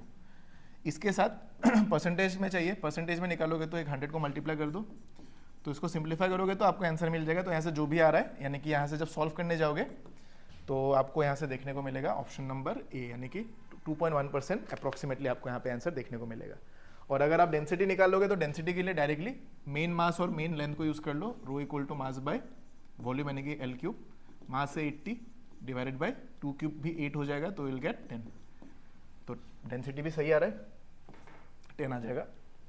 ओके, आगे बढ़ते हैं नेक्स्ट क्वेश्चन नंबर 25 की तरफ चलते हैं। 25 में ये तो स्टेटमेंट बेस है ना, ये पे कर लेते हैं इसको। तो यहाँ पे बोला है कि n type and p type semiconductors are intrinsic, तो इंट्रिंसिक नहीं होता है, एन टाइप और पी टाइप क्या होता है, ये एक्सट्रिंसिक होता है, तो इसलिए पहला वाला तो रॉन्ग हो गया। दूसरा, number of free electrons and number of free electrons in the conduction band is equal to the number of holes in the valence band in the intrinsic semiconductor, ये भी सही है। और तीसरा, electrical conductivity is high for extrinsic semiconductor, तो B और C दोनों सही, यानी कि ऑप्शन नंबर बी 25 का बी होना चाहिए, 25 का बी है, हाँ ऑप्शन नंबर बी हमारा यहाँ पे राइट आंसर हो जाएगा। नेक्स्ट है हमारे पास अगला क्वेश्चन, अच्छा ये है विस्कोसिटी का क्वेश्चन। तो यहाँ पे क्या बोला गया है कि लैब एक्सपेरिमेंट हुआ है, वहाँ पे क्या है कि इस विस्कोसिटी का स्टडी हुआ है। 8 tiny identical water droplets are following through still air, each with a terminal speed of 5 centimeter per second.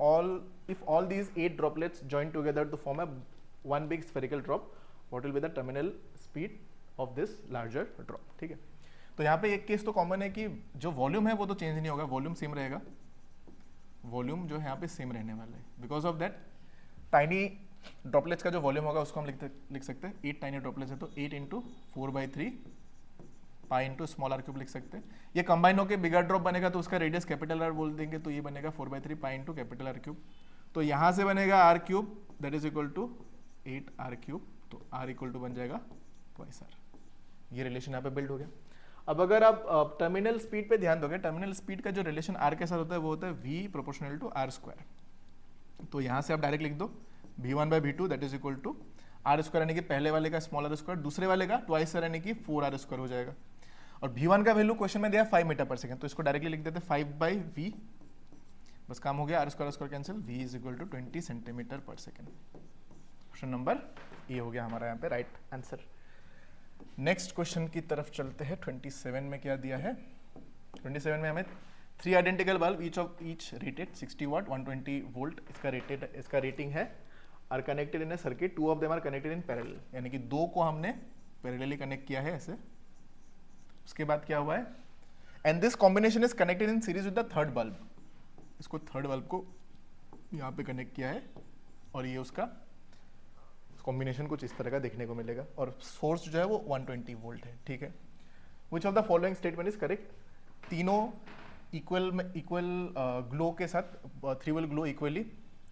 फिर बोला है कि single bulb in series will glow brighter then the other 2, या फिर the 2 bulb will glow brighter then the 1 in series.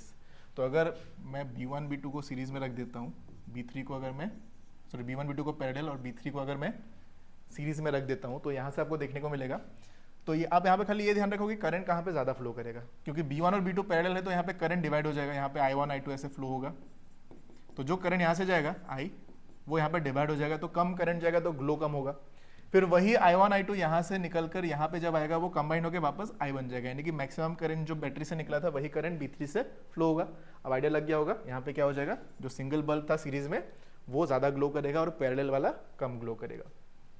ये हो गया इसका सॉल्यूशन, सिंपल सा क्वेश्चन था। आगे बढ़ते हैं, नेक्स्ट है ये मैग्नेटिक फील्ड का क्वेश्चन। यहाँ पे आपको दिया हुआ है tightly bound coil of 50 turn, turns मतलब नंबर ऑफ टर्न दिया है 50, ठीक है। रेडियस दिया है 0.1 metre, carries a current of 5 ampere, current दिया है हमें 5 ampere. Using permeability of free space find the magnitude of magnetic field at the centre of the coil, ठीक है। तो बी होता है, टर्न होता है ना, लूप के लिए होता है μ0 I/2r, ठीक है। लेकिन यहाँ पे टर्न से नंबर ऑफ टर्न्स के लिए हम n को मल्टीप्लाई कर देंगे। म्यू के लिए हम लोग लिख सकते हैं, μ0 मतलब होता है μ0/4 पाई का वैल्यू होता है 10⁻⁻7, यानी इसको लिखना है 4 पाई इंटू 10⁻⁻7। तो 4 पाई इंटू 10⁻⁻7 इंटू करंट है हमारे पास 5 इंटू नंबर ऑफ टर्न्स है 50 डिवाइडेड बाय 2 इंटू 0.1। क्या मैंने सही लिखा है? करंट R 0.1 है, ठीक है। करंट इज 5, करंट 5 है, 5 ऊपर लिखा है, 2 इंटू R नीचे, ठीक है। तो इसको जब सिंप्लीफाई करोगे तो यह आ जाएगा 2, फिर इधर से 5 2 10, 10 इधर 500, 500 पाई इंटू 10⁻⁻7 और नीचे 0.1 है ना, तो 0.1 होगा, तो इसको मैं 0.6 कर देता हूँ, ठीक है। तो यहाँ से जब सिंप्लीफाई करोगे तो आपको एक चीज़ का आइडिया लग जाएगा कि पाई के साथ जब 5 को मल्टीप्लाई करोगे तो पाई का मतलब होता है 3.14, 5 का मतलब 5 3 ज़ा 15 और 15 से थोड़ा सा ज़्यादा होगा, तो 15 के आसपास दिखने वाला नंबर एक ही है, देखो ये 157, और 3.14 के साथ अगर आप 5 को मल्टीप्लाई करोगे तो 157 के आसपास ही ये देखने को मिलेगा। बाकी डिफरेंस जो है वो पावर यहाँ पे क्रिएट कर देगा, पावर की वजह से बाकी चेंजेस आपको यहाँ पे, सॉरी पावर मतलब ये वाला, मतलब ये एक्सपोनेंट वाला जो टर्म है 10⁻⁻6, ये और 0 कंबाइन होकर ये मिली टेस्ला बना देगा, यानी कि ऑप्शन नंबर सी हमारा यहाँ पे राइट आंसर हो जाएगा। तो इसको एक बार आप लोग सॉल्व कर लेना। आगे बढ़ते हैं, next question, question number 29। Okay, question number 29 है हमारा इलेक्ट्रोमैग्नेटिक इंडक्शन का क्वेश्चन। यहाँ पे आपको दिया हुआ है इंडक्टेंस कितना है 3 हेनरी, करंट दिया हुआ है I 5 × e⁻⁻2t। हमें पता करना है EMF कितना होगा। तो EMF का फॉर्मूला होता है EMF equal to minus L into d i by d t, बस हो गया। एल आपको दिया है -3 into d i by d t करोगे तो 5 into e power -2t as it is रहेगा, बट जो पावर है वहाँ पे -2 भी है तो उस पार्ट का वापस डिफरेंशिएशन करोगे तो ये -2 बन जाएगा। तो यहाँ से बनेगा 6 5 30 इंटू ई पावर -2t, और t का वैल्यू कितना है 1 सेकेंड, तो यहाँ पे 1 पुट करोगे तो ये -2 रह जाएगा, यानी कि 30 into e is to power -2, that is option number C. Okay, आगे बढ़ते हैं, नेक्स्ट क्वेश्चन की तरफ चलते हैं। ओके, नेक्स्ट क्वेश्चन जो है ये हमें दिया हुआ है मीटर ब्रिज का कॉन्सेप्ट, प्रैक्टिकल का कॉन्सेप्ट है ये, तो जो आपने प्रैक्टिकल किया था मीटर ब्रिज वाला उसके ऊपर बेस्ड है। यहाँ पे बोला है कि the sensitivity of A slide wire bridge increases when the known and unknown resistance R nearly equal. तो यहाँ पे जो पहला वाला स्टेटमेंट है वो करेक्ट लग रहा है, क्योंकि यहाँ पे जो है जब अननोन रेजिस्टेंसेस का अगर नोन एंड अननोन रेजिस्टेंस अगर इक्वल होता है ना, तो जो सेंसिटिविटी है वो एक्चुअली मैक्सिमम हो जाता है, ये ध्यान रखना। जो नोन और अननोन रेजिस्टेंस वहाँ पे रहता है, दोनों का अगर वैल्यू इक्वल होता है, इक्वल होने की वजह से वो मैक्सिमम होता है, और ऑलमोस्ट इक्वल मतलब वो मैक्सिमम ज़्यादा होता है, मतलब इंक्रीज होता है। तो पहला वाला स्टेटमेंट हमारा करेक्ट है। दूसरा बोला है कि at balance the slide wire bridge achieves maximum deflection in the galvanometer. तो ये रॉन्ग हो जाएगा, क्योंकि जब आप बैलेंस करते हो आपको याद होगा गैल्वेनोमीटर में डिफ्लेक्शन वाला जो नीडल है वो 0 पे आता है, वो मैक्सिमम डिफ्लेक्शन नहीं, वो मिनिमम डिफ्लेक्शन शो करता है, यानी कि स्टेटमेंट 2 हमारा रॉन्ग हो जाएगा। यानी कि 30 का statement 1 is correct, statement 2 is wrong. 30 का बी है, 30 का सॉरी 30 का सी होगा ना, हाँ, statement 1 is correct, statement 2 is incorrect, C हो जाएगा, this is the correct answer. Okay, next, ये तो सिंपल सा क्वेश्चन है। आइसोबर यानी कि atomic number same, sorry mass number same होगा। मास नंबर सेम कहाँ दिख रहा है? मास नंबर सेम मुझे एक ही ऑप्शन में दिख रहा है, ऑप्शन नंबर बी। ये तो कुछ है नहीं as such. Next question number 32 पे चलते हैं। 32 में आपको दिया है बॉम्ब एक्सप्लोड्स इनटू 3 पीसेस, इतना इतना इतना, identical masses fly off perpendicular to each other. मान लेते हैं कि ये एक रेफरेंस लाइन है, इस लाइन में एक मास ऐसे गया, एक मास ऐसे गया, सच दैट इनके बीच का एंगल 90 डिग्री है। तो इधर 2 इंटू 2, यानी कि इसको ट्वाइस एम मान लेते हैं, इसको भी ट्वाइस एम मान लेते हैं। दोनों का स्पीड सेम है, कितना? 18 मीटर पर सेकेंड। ये भी 18 से गया, ये भी 18 से गया है। ये एंगल 45 हो जाएगा, ये भी एंगल 45 हो जाएगा। तो पहला वाले का जो कंपोनेंट आएगा मोमेंटम वाला, वो आएगा, इसका वेलोसिटी का कंपोनेंट आएगा v cos 45, वेलोसिटी का ले लेते हैं, मोमेंटम बाद में यूज करेंगे। और दूसरे वाले का भी जो कॉस कंपोनेंट आएगा वो ऐसे आएगा v cos 45।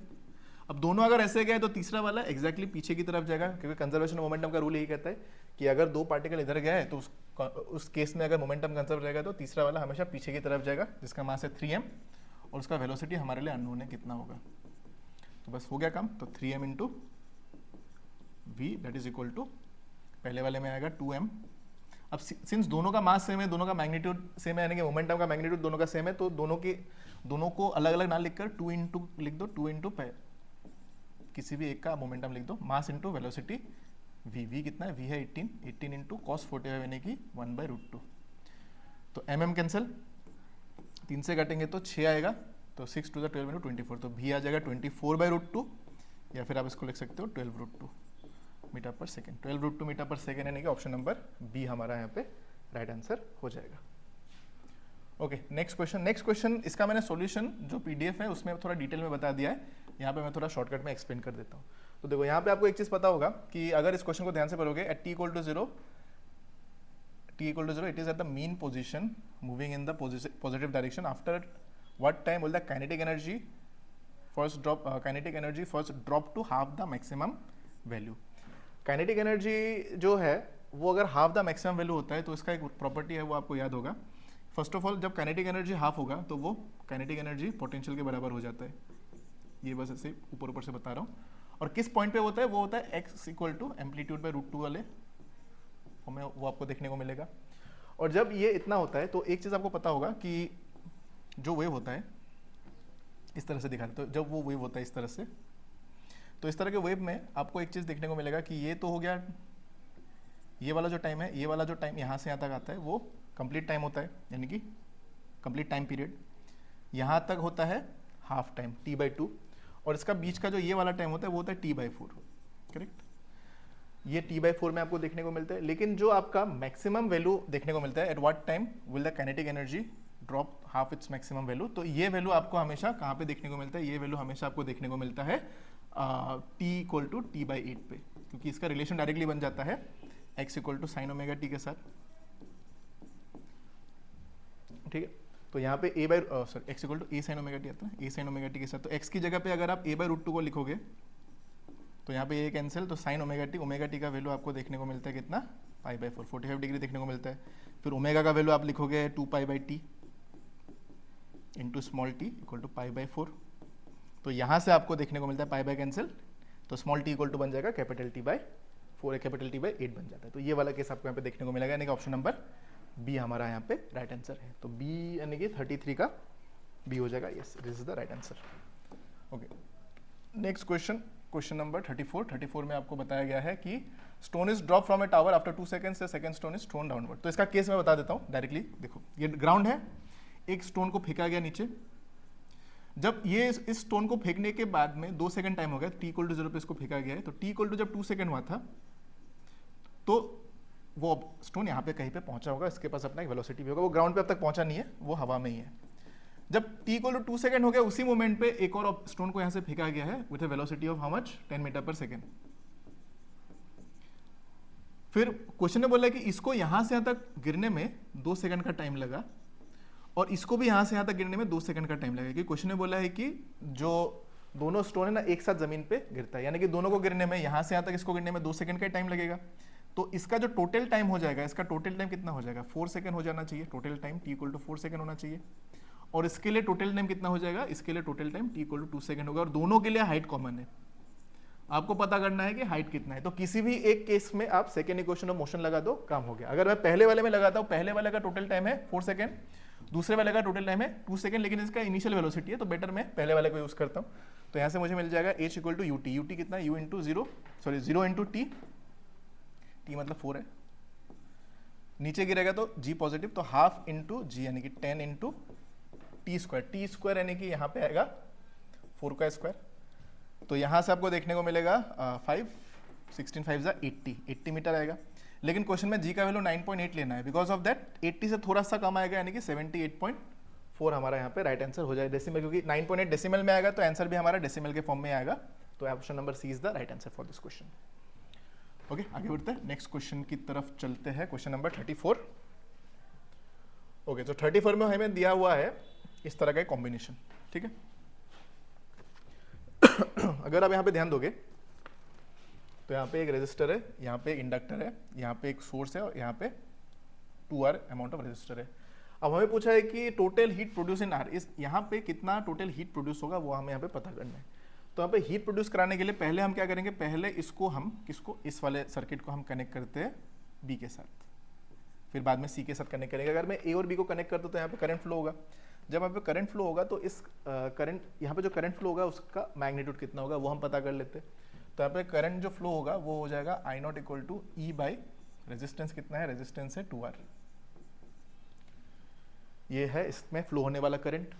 अब जो हीट प्रोड्यूस होगा, हीट प्रोड्यूस बेसिकली क्या है, इन टर्म्स ऑफ एनर्जी होता है। तो यहाँ पे एनर्जी कितना स्टोर होगा because of the inductor, inductor में एनर्जी कितना स्टोर होगा वो हमें पता कर सकते हैं। उसका फॉर्मूला होता है U equal to L into sorry half into L into I square.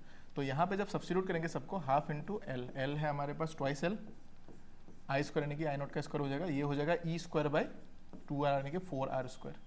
तो हमें मिलेगा L E square by 4R square. ये तो हो गया एनर्जी, यानी कि जब इसको कनेक्ट करेंगे ए बी को, यहाँ पे इतना एनर्जी स्टोर होगा। फिर इसको डिस्कनेक्ट करके जब इन दोनों को कनेक्ट कर दोगे, बिकॉज ऑफ दैट क्या होगा, ये एनर्जी इस रेजिस्टेंस में in terms of heat generate होगा, यानी कि ये डिसिपेट हो जाएगा। यही एनर्जी जो है रेजिस्टेंस आर में इन टर्म्स ऑफ हीट यहाँ पे डिसिपेट होना स्टार्ट हो जाएगा। तो हमारा आंसर हो जाएगा ऑप्शन नंबर सी। तो जितना एनर्जी यहाँ पे स्टोर होगा उतना एनर्जी हीट के फॉर्म में डिसिपेट होकर आर मतलब total heat produce in are, तो आर में उतना ही एनर्जी हीट के फॉर्म में यहाँ पे प्रोड्यूस कराएगा, ठीक है। ये हो गया इसका सॉल्यूशन। अगला क्वेश्चन, क्वेश्चन नंबर 36, इसमें कुछ है नहीं वैसा, डायरेक्ट सॉल्व हो जाएगा। देखो यहाँ पे बोला है कि bullet fired from a gun with A speed this much, angle of projection दिया है, मैक्सिमम हाइट का फॉर्मूला हमें पता है v sin थीटा या फिर u sin थीटा का square divided by 2g। v sin theta यानी कि वेलोसिटी है 200, स्क्वायर है तो 2 बार लिख देते हैं, इंटू साइन थीटा को भी 2 बार लिखना है, साइन 45 यानी कि 1/√2 यानी कि इसको मैं 1/√2 इंटू 1/√2 हाफ हो जाएगा और इधर आ जाएगा 2g इंटू 20। तो इसको जब सॉल्व करोगे ये कटेगा 200 आएगा, 100 आएगा, इसको काटेंगे तो ये आएगा 10, यानी कि एज हो गया 1000 मीटर। 1000 मीटर यानी कि ऑप्शन नंबर बी हमारे यहाँ पे राइट आंसर हो जाएगा। Next question number 37। Question number 37 थोड़ा सा लेंदी फील हो सकता है। अब देखो इसमें ऑप्शंस भी देखकर थोड़ा डर लग सकता है, पर उतना लोड नहीं लेना इस क्वेश्चन में। देखो यहाँ पे सुपरपोजिशन की बात की गई है। क्वेश्चन को अगर आप ध्यान से पढ़ोगे, यहाँ पे दो आपको वेव्स दिया हुआ है, रिजल्टेंट वेव निकालना है। बेसिकली हमें इस दोनों वेव का एडिशन करवाना है। दोनों को अगर एडिशन कराएंगे साइन को उसको ऐड नहीं कर सकते, तो एक काम करते हैं, इसको हम साइन के फॉर्म में लिख सकते हैं ना। इसको हम लिख सकते हैं ए sine k x plus omega t plus pi by 2 ऐसे लिख सकते हैं। तो जब इन दोनों को ऐड कर देंगे हमें मिलेगा एक टोटल वैल्यू, जिसका वैल्यू आएगा A sine k x minus omega t plus A sign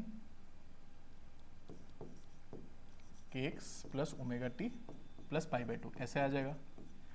अब इन दोनों को कंबाइन करेगा एक फॉर्मूला हमारे पास है, जिसको हम लोग लिखते हैं sine A plus sine B, जिसका वैल्यू होता है 2 into sine of A plus B by 2 into cos of A minus B by 2, ये वाला फॉर्मूला होता है। तो इसके फॉर्म में इसको सब्स्टिट्यूट करना होगा। तो इसको जब सिंप्लीफाई करोगे तो y हमें देखने को मिलेगा 2 इंटू ए, क्योंकि ए दोनों में है, ठीक है, sine of A plus B by 2। तो इसमें जब सॉल्व करने जाएंगे ए प्लस बी यानी कि दिस प्लस दिस, तो के एक्स हो जाएगा 2kx, omega T cancel plus pi by 2, ये पाई बाई 4 हो जाएगा। यहाँ पे जो है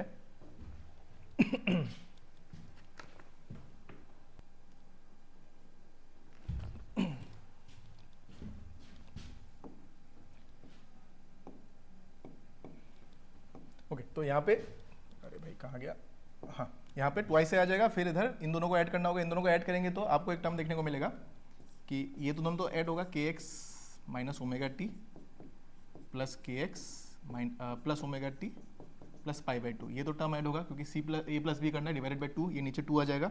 ओमेगा टी कैंसिल, के x plus k x 2kx, यानी कि जो इसको जब सिंप्लीफाई करेंगे हमें देखने को मिलेगा के एक्स प्लस पाई बाई 4, एक ये हो गया। दूसरा इंटू है, मल्टीप्लाई हो रहा है, इधर आ जाएगा cos A minus B by 2। A minus B by 2 करेंगे तो हमें यहाँ पे देखने को मिलेगा omega t minus pi by 4, ये हमें यहाँ पे देखने को मिलेगा। ठीक है, तो क्या ये मैच हो रहा है? माइनस तो नहीं आएगा, प्लस हो जाएगा ना, माइनस माइनस, हाँ माइनस माइनस यहाँ पे प्लस हो जाएगा। तो अगर यहाँ पे आप देखने जाओगे तो मुझे दिख रहा है ऑप्शन नंबर सी में खाली ये दिख रहा है, यानी कि यही हमारा डायरेक्ट आंसर हो जाएगा। और अगर हमें पता करना है कि ये आंसर आएगा कि नहीं आएगा, तो इसके लिए हमें क्या करना है, जो ये वाला टर्म आया है ये, इसको हम कहते हैं क्या, इसको हम कहते हैं एम्पलीट्यूड। तो ये इस वाले टर्म को हमें करना है इक्वल टू 0। तो जब हम इसको इक्वल टू 0 करेंगे तो यहाँ से हमें पता चलेगा कि के एक्स प्लस पाई बाई 4 जो होता है ना, that is equal to n x होता है, सॉरी एन पाई होता है। तो यहाँ से जब आप x का वैल्यू निकालोगे तो वो आपको यहाँ से देखने को मिलेगा इस वाले टर्म के फॉर्म में, 4n minus 1 into pi by 4, ये आपको यहाँ से देखने को मिलेगा। तो अब पहला वाला सॉल्व कर लोगे तो आपका काम बन जाएगा, यही से आपको आंसर मिल जाएगा। तो ये हो जाएगा 37 का सॉल्यूशन। नेक्स्ट हमें देखने को मिलेगा क्वेश्चन नंबर 38 वाले में एक छोटा सा प्रॉपर्टी वो फॉलो कर लेना, कम हो जाएगा। देखो हेमिस्फेरिकल बॉल है हमारे पास, एक हेमिस्फेरिकल ऐसा सरफेस है, इसके ऊपर एक ऑब्जेक्ट है, ऑब्जेक्ट को छोड़ा गया है।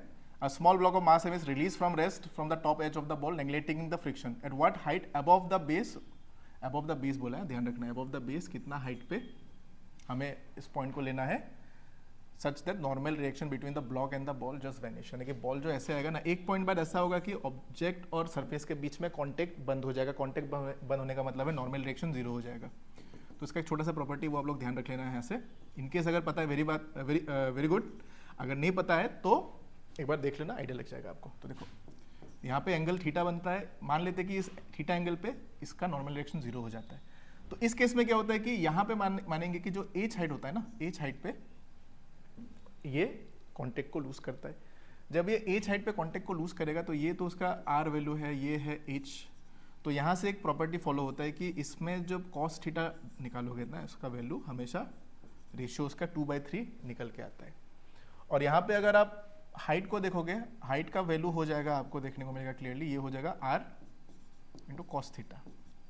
तो बस हो गया काम, h इक्वल टू, इसको जब यहाँ पे सब्स्टिट्यूट कर दोगे आपको मिलेगा 2r/3। तो ये याद रखने वाला एक टर्म है, इसको आप डायरेक्टली याद रख सकते हो, ठीक है।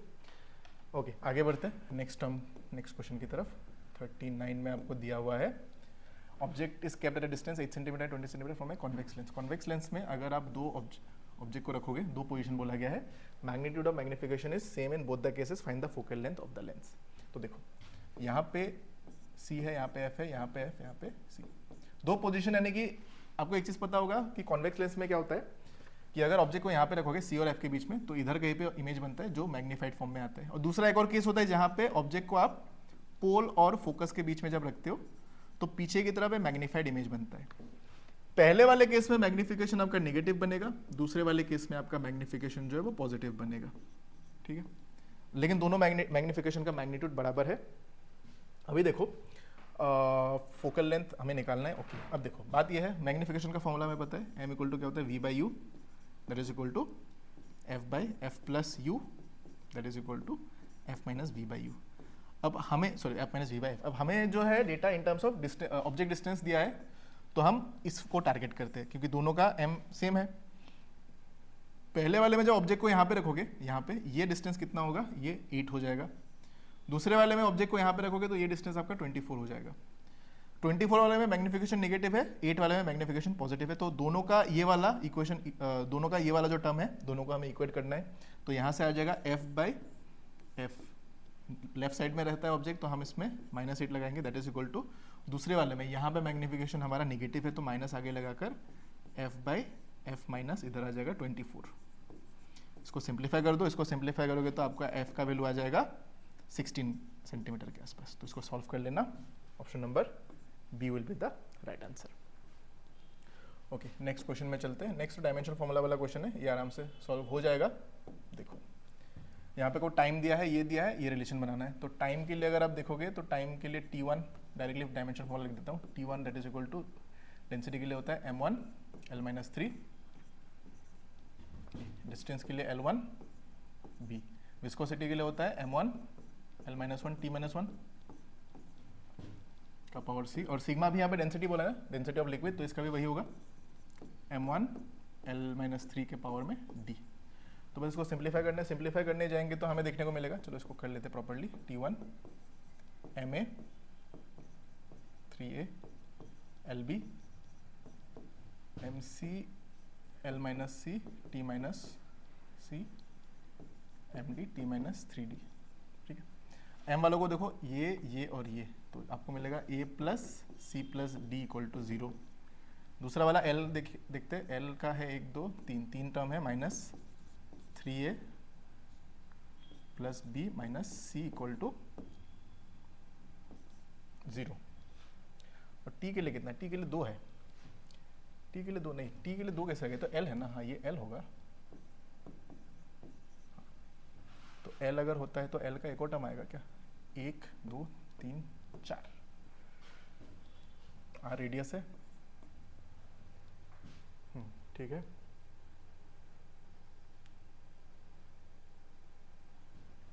L का 4 टर्म आ जाएगा, correct, -3A plus B minus C minus 3D equal 0, और C के लिए डायरेक्टली है -1 हमारे पास, है ना, C के लिए -1, तो उसको सब्स्टिट्यूट कर दोगे तो आपको मिल जाएगा A प्लस D का वैल्यू 1, क्योंकि यही चाहिए हमें रेशियो के फॉर्म में। और A प्लस D को अगर आप यहाँ सब्स्टिट्यूट करोगे तो B का वैल्यू आपको यहाँ से, C तो -1 हो गया, और जब B का वैल्यू यहाँ से सब्स्टिट्यूट करोगे आपको मिलेगा, इसको मैं यहाँ से सॉल्व करता हूँ, -3 को कॉमन लेते, ये बनेगा A plus D plus B minus C, मतलब ये बन जाएगा +1 दैट इज इक्वल टू 0। तो यहाँ से हमें देखने को मिलेगा B का वैल्यू, A प्लस D मतलब 1 है, तो B का वैल्यू हमें देखने को मिलेगा, B का वैल्यू 2 आ जाएगा यहाँ से, करेक्ट।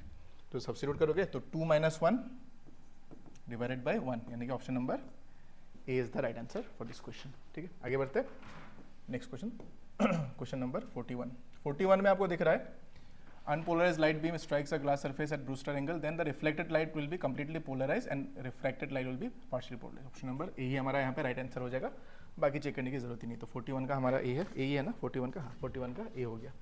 नेक्स्ट क्वेश्चन नंबर 42 में आते हैं. 42 में आपको दिया हुआ है वर्नियर कैलिपर. वर्नियर कैलिपर ऐसा टॉपिक है जो हम मोस्टली रिवाइज नहीं करते, मोस्टली रह ही जाता है. तो यहाँ से आपको आइडिया लगेगा कि इसको भी आपको रिवाइज करते चलना है. देखो MSD दिया है 1 MSD 0.1 mm, फिर 20 VSD that is equal to 19 MSD. तो 1 VSD हो गया 19/20 MSD. तो यहाँ से आपको लीस्ट काउंट मिल जाएगा. लीस्ट काउंट कितना होगा 1 MSD माइनस 1 VSD. तो यहाँ से आएगा, सॉल्व करोगे तो डायरेक्टली मैं लिख देता हूँ 1/20 MSD हो जाएगा. और MSD हमें दिया हुआ है क्वेश्चन में. अब जब रीडिंग निकालना है, रीडिंग के लिए हमें बोला है कि वर्नियर जो 0 है वो इसके और इसके बीच में, तो हमेशा लोअर वैल्यू को लेते हैं. तो जब रीडिंग लेंगे तो वो होगा MSR main scale reading plus least count into vernier scale reading. Error का कुछ मेंशन नहीं है, तो एरर का कोई लोड नहीं है यहाँ पे. MSR हो जाएगा लोअर वैल्यू 25 मिलीमीटर में है, तो इसको 25 लिख सकते हैं. लीस्ट काउंट कितना आएगा, लीस्ट काउंट आप यहाँ पे सब्स्टिट्यूट कर देना. 20 इंटू MSD है हमारे पास 0.1 into VSR vernier scale reading कितना है 12. बस इसको सॉल्व कर देना, आंसर आ जाएगा ऑप्शन नंबर ए. ये हो गया इसका एक छोटा सा सॉल्यूशन. नेक्स्ट आगे बढ़ते हैं. Question number 43. 43 में आपको दिया हुआ है कि if the center of mass of a system if the center of mass of a system has zero acceleration, यानी कि ACM is zero, then no external force acts on it, and this means system's total kinetic energy stays constant. यानी कि यहाँ पे बोला है कि kmax को constant, kmax ने kinetic energy को constant रहना पड़ेगा.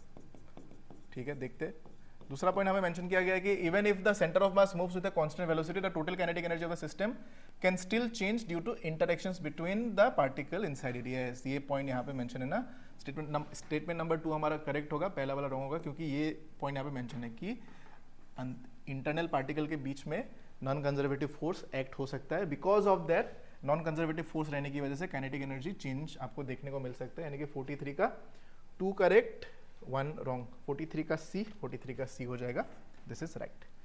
ओके, नेक्स्ट 44 पे आते हैं.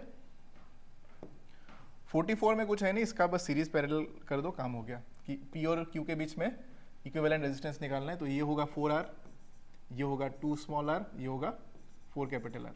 तो बस इसमें 1/4R plus 1/2R plus 1/4R कर देना. एलसीएम ले लेना यहाँ से, आपको option number A directly answer मिल जाएगा. तो इसमें कोई लोड नहीं था. 45 में आते हैं. 45 में कंफ्यूजन हो सकता है. 45 को एक्सप्लेन करके इसका क्लियर कर देते हैं. देखो 45 में अगर आप ध्यान दोगे ना, यहाँ पे क्वेश्चन को अगर ध्यान से नहीं पढ़ोगे तो गलती होगा. क्योंकि देखो यहाँ पे आपको एक रॉड दिया हुआ है, रॉड का दोनों साइड यहाँ पे बंधा है. इधर टेंशन टी आएगा, इधर टेंशन TB आएगा, इधर 2 मास लगा है. लेकिन रॉड का भी अपना एक मास m है, तो यानी कि नीचे की तरफ सेंटर में एक mg लगेगा. ये आपको ध्यान रखना है. आपको पूछा है टेंशन एट स्ट्रिंग ए. खाली ए स्ट्रिंग का टेंशन निकालना है, तो बी पॉइंट के अबाउट टेंशन आप 0 ले लो. तो नेट टेंशन या फिर टेंशन नहीं, टॉर्क बोलना था मुझे, टॉर्क. बी पॉइंट के अबाउट जो टॉर्क है उसको आपको 0 लेना है. तो बी पॉइंट के अबाउट अगर टॉर्क 0 लोगे तो कितना आएगा, हम बोलेंगे net torque about B equal to 0. तो ए की वजह से ए जो है एंटी क्लॉकवाइज घुमाना चाह रहा है, mg और ट्वाइस एम क्लॉकवाइज टीए जो है वो क्लॉकवाइज घुमाना चाह रहा है, mg और ट्वाइस एम जो है वो एंटी क्लॉकवाइज घुमाना चाह रहा है. तो इसके अबाउट टॉर्क लगेगा टीए इंटू बी पॉइंट तक डिस्टेंस कितना है 100, that is equal to mg into ये डिस्टेंस कितना है 50 प्लस 2mg इंटू ये होगा 25. ठीक है, ये 100 होगा. तो TA into 100 that is equal to 50, ये भी 50 50 50 100 mg बन जाएगा. अच्छा, तो यानी क्या से आंसर आएगा TA इक्वल टू mg यानी कि 1 mg. ऑप्शन नंबर डी इसका हमारा राइट आंसर हो गया. ठीक है, ये हो गया हमारा 45 क्वेश्चंस का सॉल्यूशन. इसके बाद में कुछ क्वेश्चंस और है आपके प्रैक्टिस के लिए, वो मैं दिखा देता हूँ. एक बार स्क्रीनशॉट ले लेना. ये है पहला क्वेश्चन. ठीक है, मैं थोड़ा साइड हो जाता हूँ. हाँ, ये पहला क्वेश्चन है, इसका स्क्रीनशॉट ले लेना. ये हो गया दूसरा question just for your practice, इसका भी स्क्रीनशॉट ले लेना. ये हो गया तीसरा क्वेश्चन, इसका स्क्रीनशॉट ले लेना. ये हो गया चौथा पांचवा एक साथ है, इन दोनों का भी स्क्रीनशॉट ले लेना. उसके बाद में इसका जो आंसर्स है वो भी दिखा देता हूं मैं. आंसर्स यहाँ पे है, आंसर सॉल्व कर लेना, सॉल्व करके यहाँ पे आंसर्स को मैच करके आप लोग देख लेना। तो ये था आज का हमारा सॉल्यूशन का वीडियो। आई होप आपको समझ में आया होगा। Thank you so much for watching the class. Bye bye and take care everyone.